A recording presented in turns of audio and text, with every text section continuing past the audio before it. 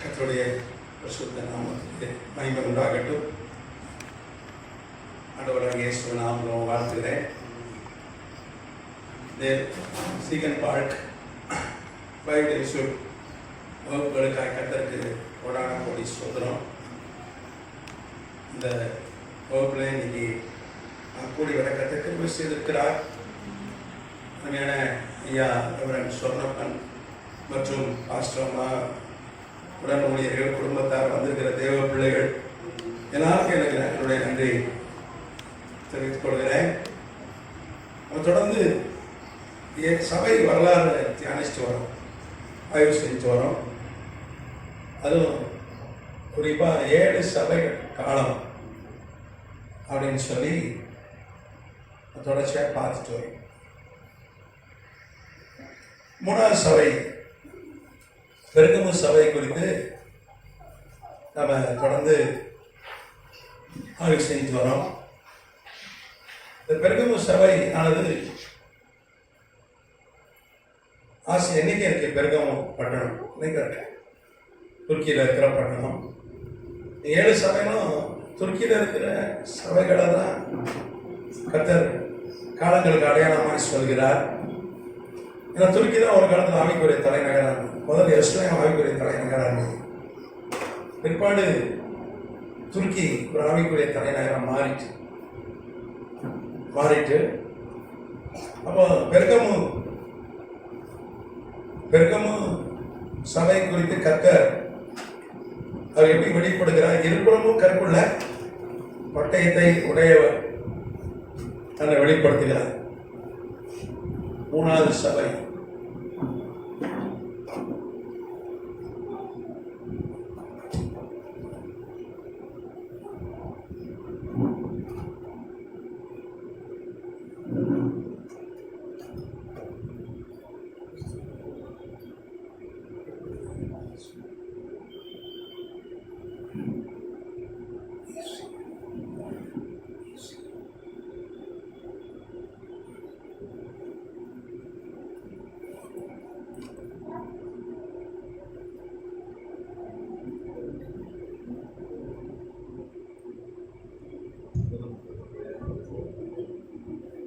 பெர்கமு சபை காலம், ஆங்கிலத்தில் பெர்கமாஸ்.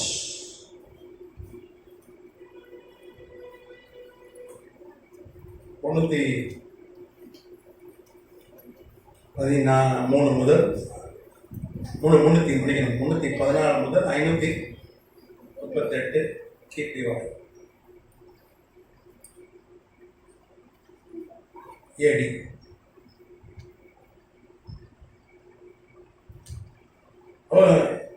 எத்தனை வருஷம்? 224 ஆண்டுகள் வரலாறு நம்ம பார்க்கிறோம்.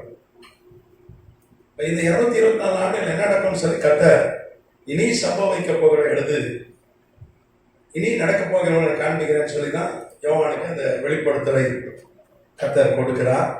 கர்த்தர் நாமத்துக்கு சோதரம். இப்போ பெர்கமுன்னா நீங்க பாத்தீங்கன்னா இந்த பெர்கமு சபை காலத்துல தான் சபைக்குள்ளே விக்கிரகாராதனை வந்தது. மேரிட் டு சர்ச் தான் ஆங்கிலத்தில் பார்த்தீங்கன்னா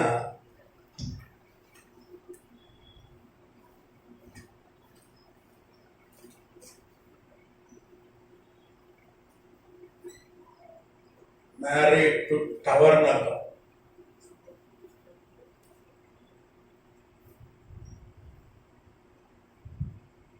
இப்போ ஆட்டுக்குட்டியான கல்யாணம் அப்படின்னா அதுதான் இந்த வருகை,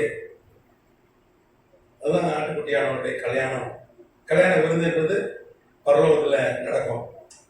நம்ம மணவாட்டி, சபையானது வாட்டியா இருக்கிறது, தேவன் மணவாளனாக இருக்கிறார். கர்த்தராமத்துக்கு இப்போ எல்லாமே அடையாளப்பூர்வமாய் பைபிள் அப்படிதான் போட்டு நமக்கும் சபைக்கும் ஆண்டவருக்கு இந்த உறவு எப்படின்னா கணவன் மனைவி உறவு போல ஒரே சரீரம் எப்படி கணவன் மனைவி ஒரே சரீரமோ அப்படி இருக்கு. ஒரு 2ஆம் மணி உத்தரப்பிரதேசத்தில் ஒரு மனைவி குறுக்குறே வாங்கிட்டு வர சொல்லியிருக்கா புருஷனை. கொடுக்குறேன்னா சிப்ஸ் பேக்கெட் மாதிரி காரச்சாவை மாதிரி இருக்கான். அவன் வாங்க போயிட்டான். அதில் வந்து சண்டையில் என்ன பண்ணிட்டான், கட்டில குத்தே கொடுத்தா. இப்போ இப்படி இந்த உறவு இல்லை, மனமான மனவாட்டி உறவு. கொடுக்கறே வாங்கி கொடுக்காதனால அவன் குத்தி கொண்டுட்டா புருஷனை. இப்போ இங்கே கணவன் மனைவி உறவுன்றதே கேள்விக்குறியாக இருக்கிறது. சின்ன சின்ன விஷயத்துல டைவர்ஸ் பண்ணிடுறாங்க. ஒரு சகிப்புத்தன்மை இல்லை, ஒரு அன்பு இல்லை, சின்ன சின்ன காரணங்களுக்கு கொரட்டை விடானே பிரிஞ்சு போயிடுறான். இப்போ நம்ம அமெரிக்காவில் சிரிச்சோம், அமெரிக்காவில் கொரட்டை விட்டா பொண்டாட்டி டைவர்ஸ். இங்கே டைவர்ஸ் நடக்கியா? எத்தனை நான் சொல்லட்டுமா? அட்ரஸ் தான் சொல்லட்டுமா? கொரட்டை விட்டதுனால பிரிஞ்சு போன குடும்பம். அப்போ அதை நம்மத்துக்கு சோதனை. ஜப்பான்ல தான் நம்ம தனித்தனியாக படுத்துடுறாங்க. ஏன்னா கொட்டை விட்டா பிரச்சனை இல்லை, நீ தனியாக தூங்கிடு நான் தனியாக தூங்கினேன் ஜப்பான்ல இப்போ அப்படின்னா சரி. ஆனால் நான் சொல்வது உண்மையான நல்ல கணவன் மனைவியுடைய உறவு தான் மணவாளன் மணவாட்டி உறவை தான் சபைக்குமா ஆண்டவருக்குமான உறவாய் ஆவிக்குரிய அர்த்தத்தில் ஒரு அடையாளபூர்வமாக வேதத்தில் சொல்லப்பட்டிருக்கு. இப்போ திருக்கு தரிசனம் அடையாளபூர்வமான திருக்கு தரிசனம் தான். இப்போ பெருக்கமான்றது மேரிட் டு த டவர் அப்படின்னு அர்த்தம். டவர் என்பது கள்ள சபை, விக்கிரகார சபை குறிக்கணும். அப்புறம் வாட்டி விக்கிரகார சபையோடு அது மணவாளனா இருக்குன்னு அர்த்தம். நல்ல சபை அப்படின்னு அர்த்தம். நல்ல சபை காலன்னு அர்த்தம். அதை நாமத்துக்கு சோத்திரம். இன்னைக்கு பார்த்தீங்கன்னா பாபிலோன், நீங்க பார்த்தீங்கன்னா பெரும்பாலும் ரோமர்கள் வணங்குறதுல பாபிலோன் வைக்கிறது தான். நீங்க பார்த்தீங்கன்னா ஈஸ்டர்னு ஒரு விக்கிரத்தை வணங்கினாங்க. அதுக்கப்புறம் வந்து அதெல்லாம் அசுரோத்து பைபிள்ல சைபல்னு ஒரு விக்கிரத்தை வணங்கினாங்க. தம்மூஸ் அப்படின்னு ஒரு விக்கிரத்தை வணங்கினாங்க பாபிலோனியர்கள். நீங்க பார்த்தீங்கன்னா விக்கிரக ஆராதனை எங்கே உச்சகட்ட பட்சத்தில் இருந்ததுன்னா பாபிலோன்ல தான். பாபிலோன் சாம்ராஜ்யம் விக்கிரக ஆராதனை நிறைந்த ஒரு சாம்ராஜ்யம். உலகத்தின் தலைநகரம் அன்னைக்கு பாபிலோன் தான். ஏன்னா உலகத்தை ஆண்ட சாம்ராஜ்யம். நேபுகாத்நேச்சர் அவன் 56 வயசுல வச்சுக்க போறான். அது வரைக்கும் அவனுடைய தந்தையார் காலத்திலும் சரி, அதுக்கு முன்ன ஆண்ட மன்னர்களும் சரி விக்கிரக ஆராதனை இருந்தவர்கள். இந்த இஸ்டாரை வணங்கினார்கள், அசுரத்தை சைபலை வணங்கினார்கள். சைபல்னா ஒரு பெண் கையில ஒரு குழந்தையோடு, ஒரு பெண் கையில ஒரு குழந்தையோடு இருக்கிற, அதுதான் இப்போ ரோமன் கேள்விக்கார வச்சுக்கிட்டு இது மாதாதி ஏசன் தான், குழந்தை ஏசன். ஆக்சுவலாக அவர்கள் வணங்கின சிலை வந்து ஒரு பெண் கையில ஒரு குழந்தையோடு இருப்பான். சைபல். தம்மூஸை வணங்கினாங்க. இந்த கிறிஸ்தவ பயிலாம் இன்னும் வணங்கிட்டு இருக்காங்க. நீங்க கேட்கணும், அது எப்படி நாங்க எப்போ வணங்கணும்? அது பெந்தகோஸ்தே கிறிஸ்தவனே வணங்கலாம். இன்னைக்கு பாபிலோன் வைக்கிறத எப்படி ஈஸ்டர்னு ஒரு பண்டிகை கொண்டாடுறோம். ஈஸ்டர் பண்டிகை என்னதுன்னா ஈஸ்டர் என்கிற அந்த விக்கிரகத்துக்கு ஆன பண்டிகை. வேற கூட மாத்தாங்க, அப்படியே கொண்டதுதான் ஹாப்பி ஈஸ்டர். அதோட பெந்தகோஸ்தே பாஸ்டர்லாம் சொல்லுவாங்க ஈஸ்டர் பெருவிழா அப்படின்னு மீட்டிங் நடத்துறாங்க.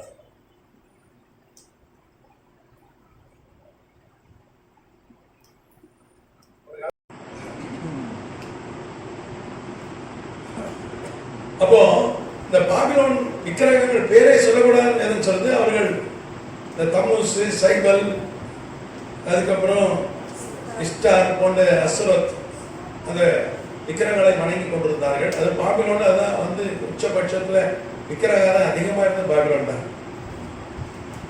நீங்க பார்த்தீங்கன்னா 539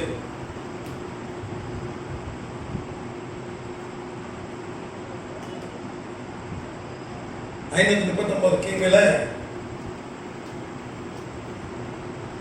கோரேஸ் ஆட்சிக்கு வருகிறார், பாபிலோன் பிடிக்கிறான். சைரஸ். இந்த கோரேஸை குறித்து ஏசாயா 45 சொல்லப்பட்டிருக்கு. அதுக்கப்புறம் தானியல் இருக்கு.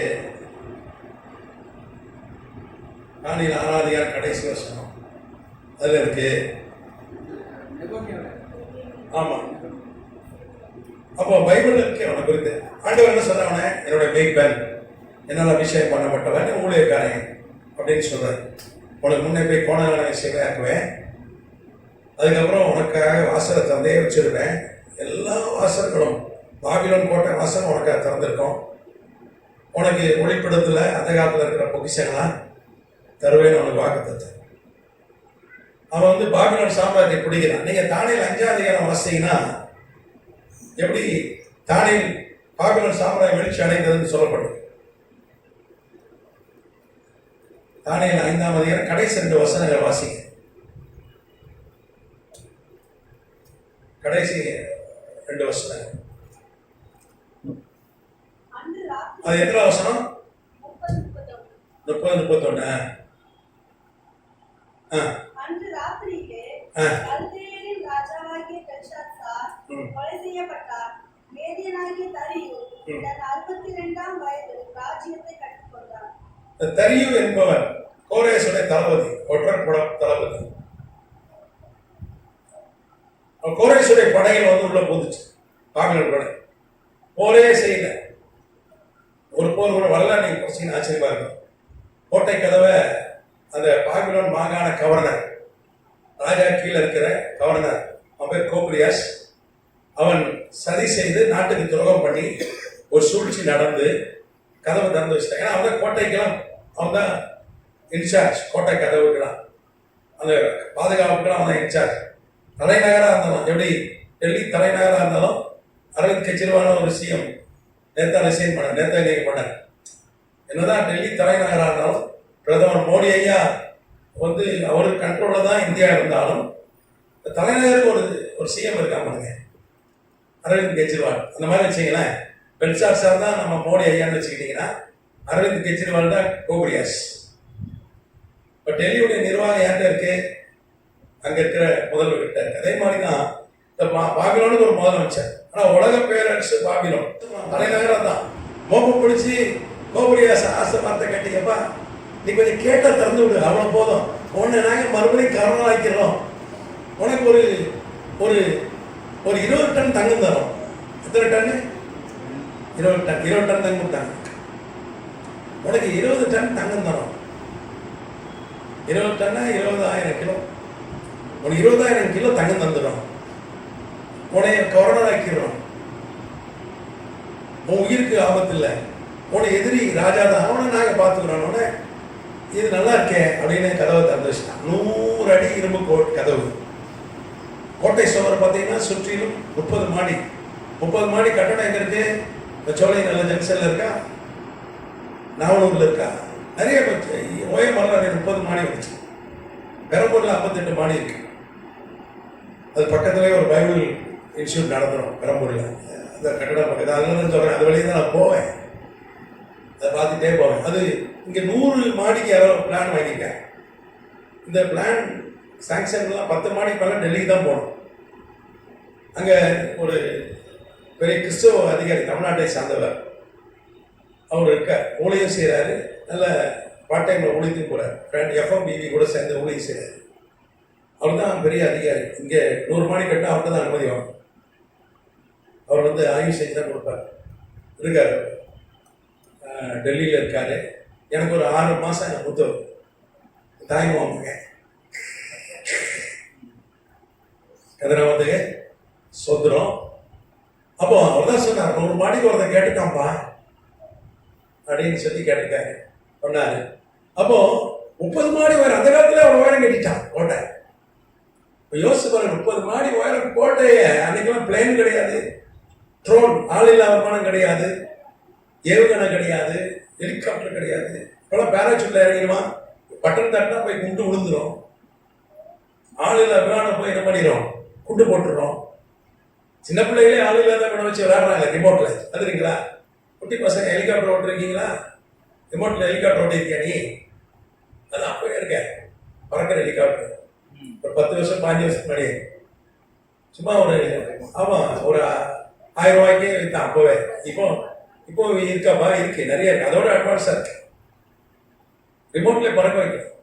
இப்போ அத மாதிரி ட்ரோன் அதில் போய் கொண்டு போட்டுருவான்.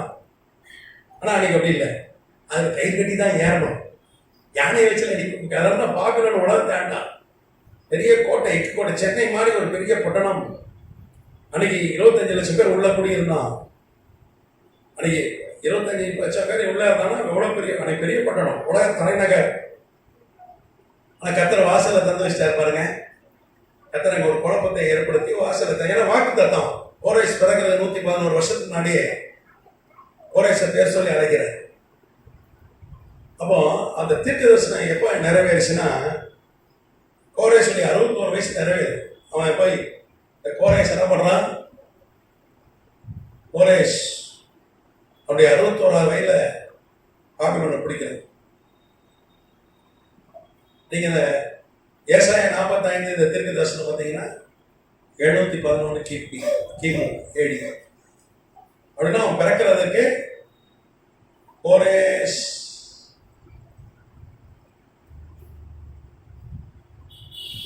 பிறப்புக்கு 111 ஆண்டுகள் முன்பாக. இப்ப ஏசாயா எப்பேற்பட்ட தீர்க்கதரிசியா இருக்காங்க, பேர் சொல்லி 111 வருஷத்துக்கு பிறகு பிறக்க பிறகு ஒரு குழந்தை, அவன் பேர் சொல்றான், பேர் சொல்லி அழைக்கிறான். நம்ம ஊர்ல பேர் சொல்லி அழைக்கிறாங்க, கூட்டத்துல பேர் சொல்லி அழைக்கிறாங்க. கரெக்டாகவும் இருக்கு, நான் இல்லைன்னு சொல்ல வர, அது ஒரு வரம். அறிவை உணர்த்து வசனம், ஞானத்தை இப்போதைக்கு வசனம்னு ஒரு வரம் கிரியை செஞ்சா பேர் சொல்லி அழைச்சிடலாம். அது சின்ன கூட்டமோ பெரிய கூட்டமோ. அவர் சின்ன கூட்டத்துல நான் பேசினோம், 100 பேர் தான் இருப்பாங்க. அப்போ கர்த்தர் ஒரு பேர் சொன்னார். சொன்னவன ஒருத்தவன் நிற்கிறான், ஒருத்தரை பத்தி பேசினார். அவனை வந்து வீட்டுக்குள்ளே கிடக்கிறான், ஒரு மென்டல் மாதிரி இருட்டுக்குள்ளே கிடக்கிறான் ரொம்ப காலமா. அங்கிருந்து வரான், ஆச்சரியமா இருக்கு. அவன் பேர் சொல்லி அழைக்கிற வரங்கள் இருக்கு, இல்லாம இல்லை, இருக்கு. ஏசாயா அந்த காலத்திலே பாருங்க, அவன் பேர் சொல்லி அழைத்தான். அல்லேலூயா. தினகரைய கரெக்டா தெரியாத சொல்றாரு, அவர் திருக்க தரிசனம் மிஸ் ஆகல. இப்ப இருக்கிறாரும் ஒரு பாதி மிஸ் ஆயிருக்கு, பாதி கரெக்டா சொல்றாங்க. சிலர் 100% போய் தான் சொல்றாங்க. அதுவும் ஜனவரி 1 தான் வாயை திறந்து ப்ரோக்ராம் பாருங்க, காத்தடிக்கும், மழை பெய்யும், புயல் அடிக்கும், வெள்ளம் வரும், அதான் வருத. இதுக்கு எதுக்கே தீர்க்க தரிசனம்? அதையும் தாண்டி பெருசா தான் சொல்ல. இஸ்ரேல் 5000 இது வெடிச்சிருக்கு, இந்த போர், இஸ்ரேல் பாலஸ்தீன போர், இஸ்ரேல் எதிராக லெபனான், சிரியா, ஏமன், ஈரான் பருந்து கட்டி கொண்டு சண்டை போடுகிறது. உலக போர் மாதிரி தான் இருக்கு. ரஷ்யா யுக்ரைன் போரை பத்தி ஒருத்தர் சொல்லல, சின்ன சின்ன மேட்டர், சப்பா மேட்டர்லாம் சொன்னாங்க. ஆனால் அன்னைக்கு தீர்க்க தரிசிக்கலாம் அப்படி இல்லை, எல்லாம் பெரிய பெரிய தீர்க்க தரிசனம் சொன்னாங்க. ஒருத்த கூட நீ மழை வராதுன்னு தீர்க்க தரிசனையா, மழை வரன்றது தீர்க்க தரிசனம் அல்ல. எளிய என்ன சொன்னா, 3 வருஷம் மழை வராதுன்னா அதான் தீர்க்க தரிசனம். 3 வருஷம் மழை பெய்யாதுதான் பெரிய விஷயம், கரெக்டா? 3 வருஷம் மழையே பெய்யாது, அது எப்படிங்க? அதான் தீர்க்க தரிசனம். மழை வரதான் செய்யா. இதான் வெதர்மேன் இருக்கான இன்னைக்கு. ஜான் பிரதீப்னு ஒரு கிறிஸ்தவ ஒரு வான்வியல் விஞ்ஞானி இருக்கிறார். அவர் ஃபேஸ்புக்கில், யூடியூப்ல அப்பப்போ கரெக்டாக கணிக்கிறார். அவர் கவர்மெண்ட் அதிகாரி அல்ல, தனியார் தான். ஜான் பிரதீப் கேள்விப்பட்டிருக்கீங்களா? கேள்விப்பட்டதே இல்லை. இன்னைக்கு எங்கேயாவது வெளியே போகும்போது கொஞ்சம் அப்படியே பார்த்தீங்கன்னா மழை, கூகுளில் பார்த்தாலே சொல்லுவோம் இத்தனை மணிக்கு மழை பெய்யும், கரெக்டாக மழை பெய்யும். அதே வேற கரெக்டாக சொல்கிறாங்க, ஆரஞ்சு அலர்ட், ரெட் அலர்ட்டு, அதுக்கப்புறம் வேற என்ன, மஞ்சள் அலர்ட்டு, எல்லோ, அப்படின்னா இவ்வளோ மழை பெய்யும் சொல்கிறான். இதுக்கு எதுக்கே தீர்க்க தரிசி? உனக்கு முடியாதது தானே வந்து மனிதனால் முடியாது தனியா தீர்க்க தரிசனம். பெரிய இந்த வாட்டி நம்ம ஜெபம் பண்ணணும். ஏன்னா இந்த வாட்டி பயங்கர ஓரமாக மழை பெய்யுது எல்லாத்தையும். மேற்கு ஐரோப்பாலாம் தண்ணிக்குள்ள கிடக்குது. இவ்வளோ மழை பெஞ்சதே இல்லை, மேற்கு ஐரோப்பாலாம் தண்ணிக்குள்ள கிடக்குது. வியட்நாம்லாம் பயங்கர வெள்ளம், ஐரோப்பாவில் ஏற்பட்டு செஞ்சுட்டான். அதனால இவ்வளோ மழை பெஞ்சதே இல்லை.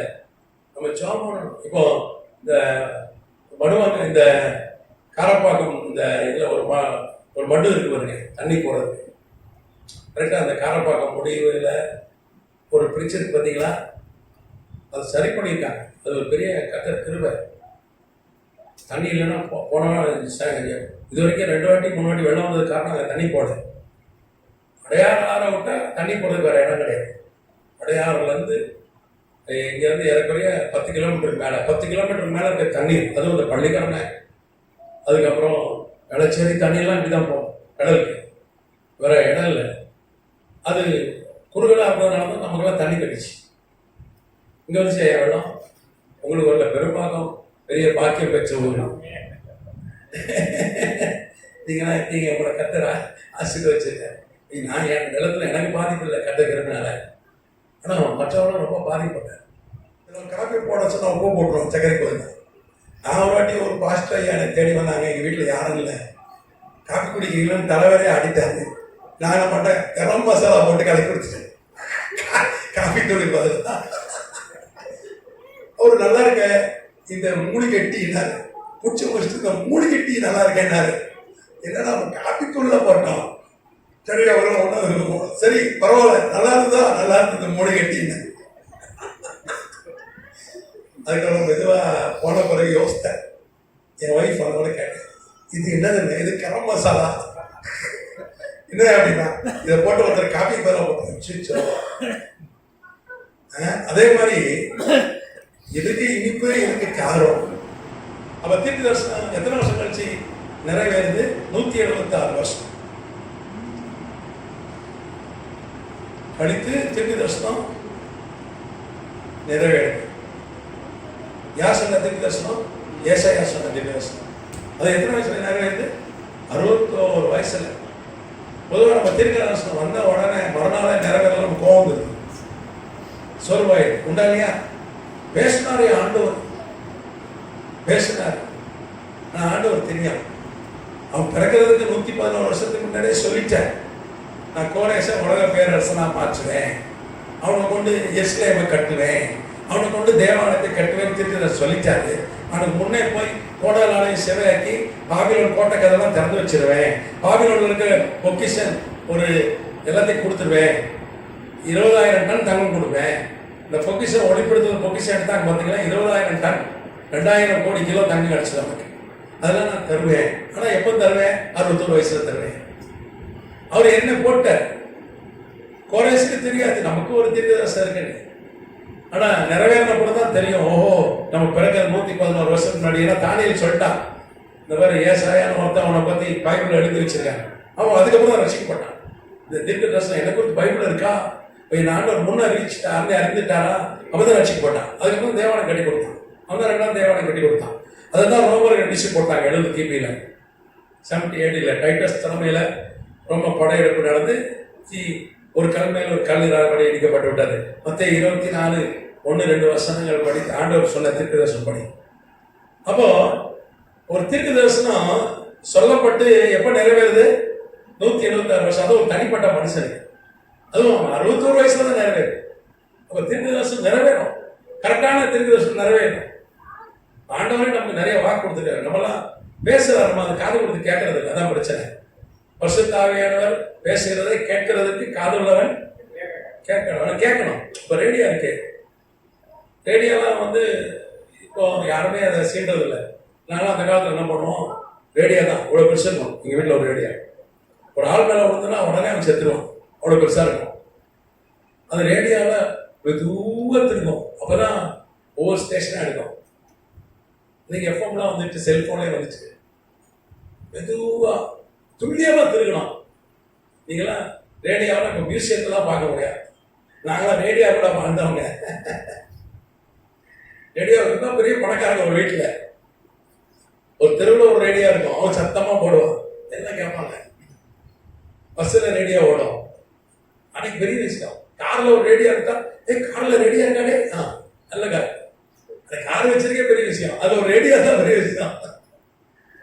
அப்போ அந்த ரேடியோ அப்படியே திருக்குவாங்க, அப்பதான் அந்த ஸ்டேஷன் கிடைக்கும், அந்த சத்தம் கேட்கும். அதே மாதிரி நம்மளும் என்ன பண்ணோம், நம்ம மனக்கண்களை கத்தர் பிரகாசமாகணும், ஆவிக்குரிய கண்கள் திறக்க பண்ணணும், ஆவிக்குரிய செவி திறக்க பண்ணணும், ஜோம் பண்ணணும். உள்ளுக்குள்ள ஒரு மனுஷன் இருக்கான், அவன் குருட்டு போயிடலாங்க, அவ்வளவுதான். செவடானா அவ்வளவுதான். ஏன்னா வேலை சொல்லுவோம், ஆத்மா வாழ்கிறது போல எல்லாவற்றையும் வாழ்ந்து சுகமாயிரு. ஆத்மா கண்ணு நல்லா தெரியுமா, காது நல்லா கேட்கணும். உள்ளான மனுஷன் 2 கொரிந்தியர் 4 அதிகாரம் 16 வசனம் சொல்லுது, மன்னிக்கணும் 1 கொரிந்தியர் 4:14 சொல்லுது, உள்ளான மனுஷன் நாளுக்கு நாள் என்ன பண்ணணும், புதிதாயிட்டே இருக்கணும், ஸ்ட்ராங் ஆகிட்டே இருக்கணும், வளர்ந்துட்டே இருக்கணும். இங்க நம்ம உள்ளான மனுஷன் எப்படி இருக்கான், செவுட்டு மிஷின் வச்சா கூட அவன் கேட்க மாட்டேங்குது, குருட்டு பயலா இருக்கு. ஆனா நம்ம ஒண்டி நல்ல கண்ணாடி போட்டு கூலிங் கிளாஸ் போட்டு நல்லா சுத்துறோம். ஆனா உள்ளுக்குள்ள இருக்க பயலுக்கு அவன் உண்மையான பையன், உள்ளுக்குள்ள இருக்க உண்மையான ஆள், அவன் ஆன்மா சாவே கிடையாது. இது அழிஞ்சிடும். உள்ளுக்கு இருக்கிற தினந்தோறும் ரெனிவல், எவ்ரிடே ரெனிவல். இந்த லைசன்ஸ் எல்லாம் எத்தனை வருஷத்துக்கு இருக்கா ரெனிவல் போடுவாங்க, வயசாயிட்டா 5 வருஷத்துக்கு இருக்கா நினைக்கிறேன். ஆமா, இப்போ ஆதார 10 வருஷம் இருக்கா ரெனிவல் பண்ண சொல்லலாம், கரெக்டா? இன்சூரன்ஸு வருஷம் ரெனிவல் பண்ணோம், உண்டா இல்லையா? நேற்று இன்சூரன்ஸ் இருந்ததுங்க, நேற்று ராத்திரி 12 மணி வரைக்கும் இருந்தது. நீங்கள் 12:01 ஆக்ஷன் பண்ண கூட தர மாட்டான். 1 நிமிஷத்துக்கு முன்னாடி இருந்ததுங்க, நீ ரினியூவல் பண்ணியான்னு கேட்பான். அதே மாதிரி தினந்தோறும் இந்த ரினியூவல் பண்ணிட்டே இருக்கணும். நீ ஒரு நாள் இதை புதுப்பிக்கலாம் கூட பரவாயில்ல போக முடியாது. அதான் வேலை சொல்ல, தினந்தோறும் பரிசுத்தாவின் புதிதாக்குதல், மனம் புதிதாக மர்மம் வாங்குங்கள். அப்ப எவ்ரிடே ரினியூவல்.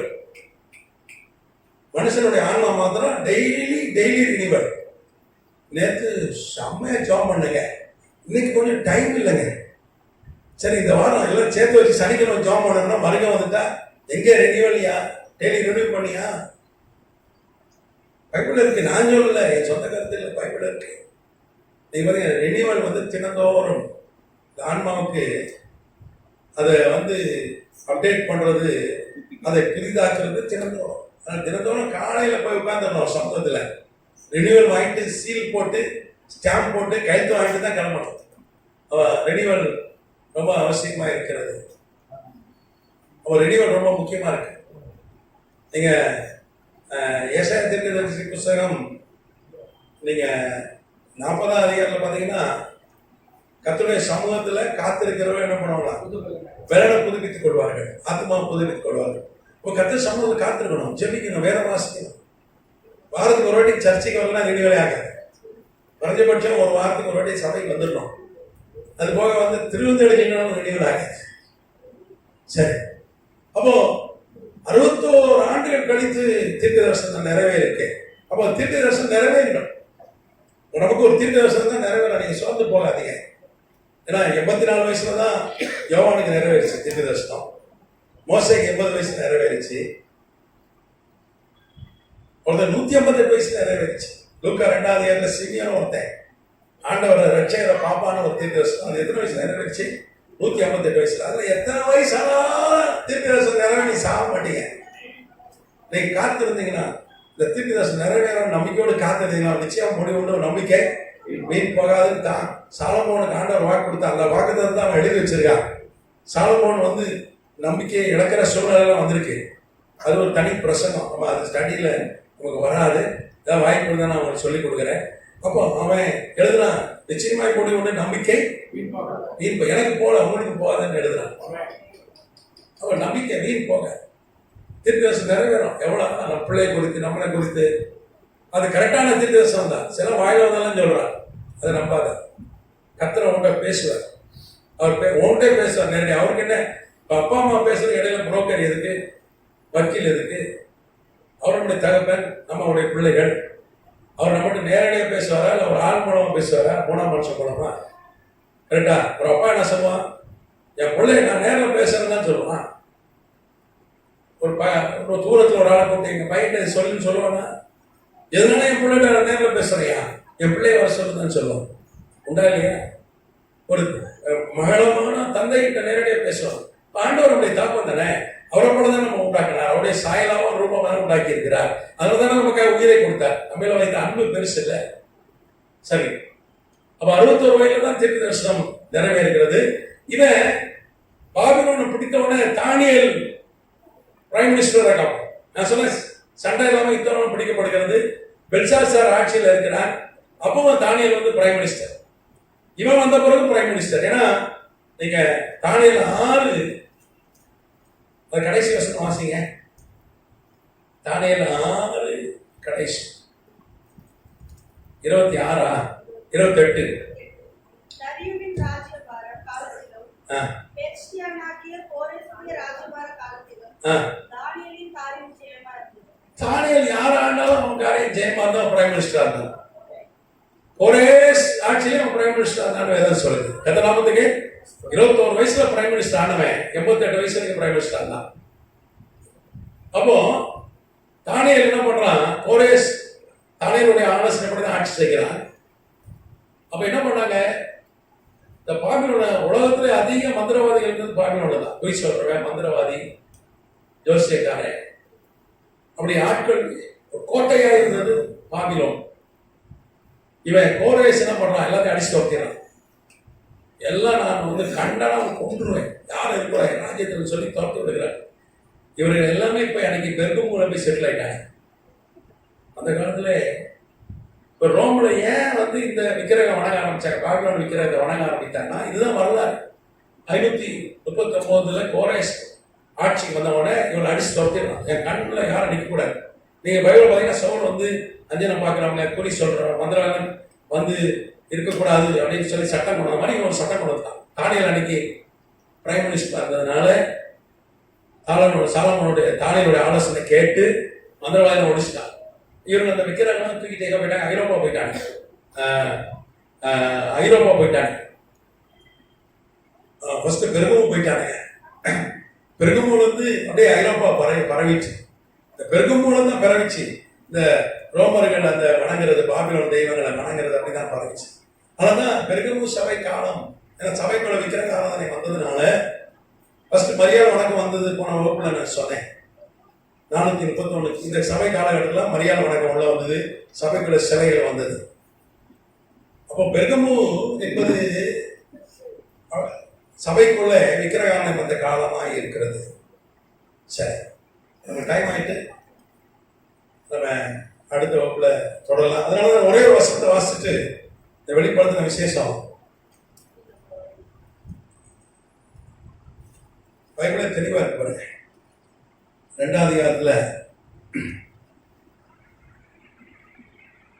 பெருகமு 12 இருந்து பாத்தீங்கன்னா 14ஆம் வசனம் வாசிங்க.